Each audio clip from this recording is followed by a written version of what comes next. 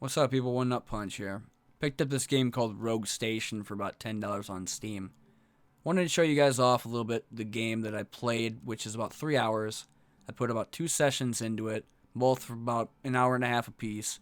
And my experience so far has been it's pretty fun, and there are similarities to other games I play like FTL or Cosmoteer, maybe even Spacecom would be another one. But the first thing is that there's 3 different types of difficulty modes: easy, normal, and hard. And then you have your station managers, that is your leader of the crew. And these leaders essentially have different weapons that you can unlock when you start your run. For example, Jenna has lasers and laser weapons, or Miguel has 2 laser beams and 2 machine guns, and then the other 2 have like missile launchers and so on. But you'll get unlocks and weapons later on as you go and you blow up ships, do different cargo missions, or like save essentially civilizations from dying by sending one of your crew like a gunner to stop like a horde of infested things from attacking and destroying a wall. But you'll see as we get on. Essentially, this is what the combat is. You can pause the game or you can go fast or slow. You choose your weapon, like missile or laser blaster, and then target a module on the ship, whether it be the life support, shell generator, weapons, and then just watch as it goes. But after you're done killing something, it'll give you a reward or an item you can choose for your ship, whether it be an unlocking machine gun, accuracy bonus for your weapons, increased damage for your missile or lasers. There's different types, and I mean there's also permadeath. So if your crew member dies, you can hire a new one, and they have different stats and traits, easier things to do, maybe even making your ship more efficient when you go out into space and do other stuff. Then you could build other things to your ship, like engines, a med bay, cloning, so if your crew member dies, he can come back. You have weapons, you have defensive things like force shields or shield generators so that you could stop energy weapons from being shot at. But if thermal can be stopped, can kinetic also be stopped? No, because it goes right through and just hits your ship anyway. Kind of like how missiles don't get stopped by shields unless you have a force field. And there's different things that'll push and pull and stop stuff. Like you'll have a point generator or a turret to where it'll stop missiles. And then, of course, you get to the harder ships that have like fighters, bigger vessels that look like Titans from EVE Online. And yeah, you just do it in a roguelike settings, really. And here's another mini game I was talking about earlier. You'll get into these single missions to where these civilizations or settlements are being attacked.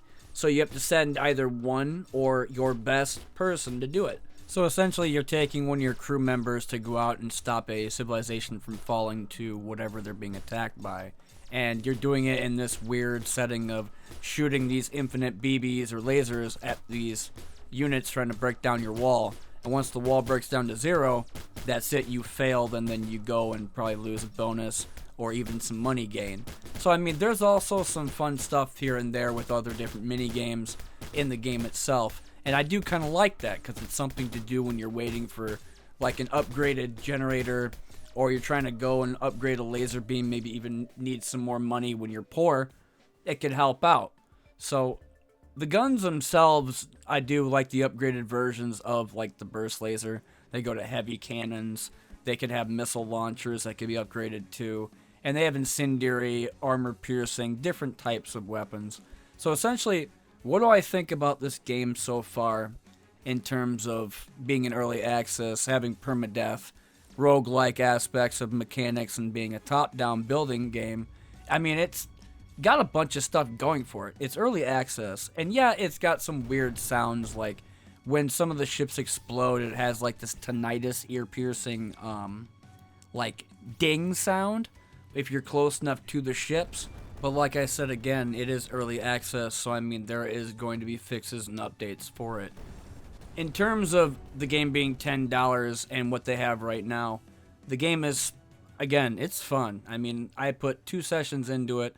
I have about 3 hours, and I do like the whole concept of building on your ship while things are basically coming at you, and then just like preparing, upgrading your rigs, where it's these, essentially these drones will go out and mine from an asteroid, and they'll get most of the income that you'll need to upgrade your ship or get the weapons that you need to defend yourself. Like, for example, when I picked the machine gun guy or the kinetics weapons, he didn't spawn me with them, and all I have are these robots that are basically useless, and I'm just going to die on that one run.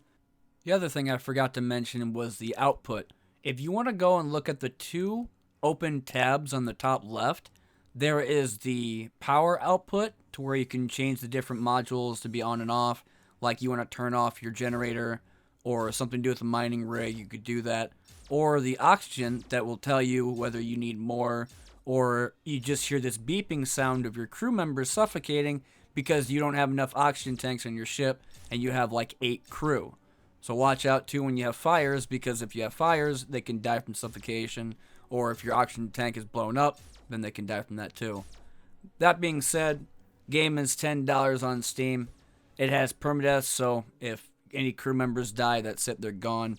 And it does have roguelike and roguelite elements to it.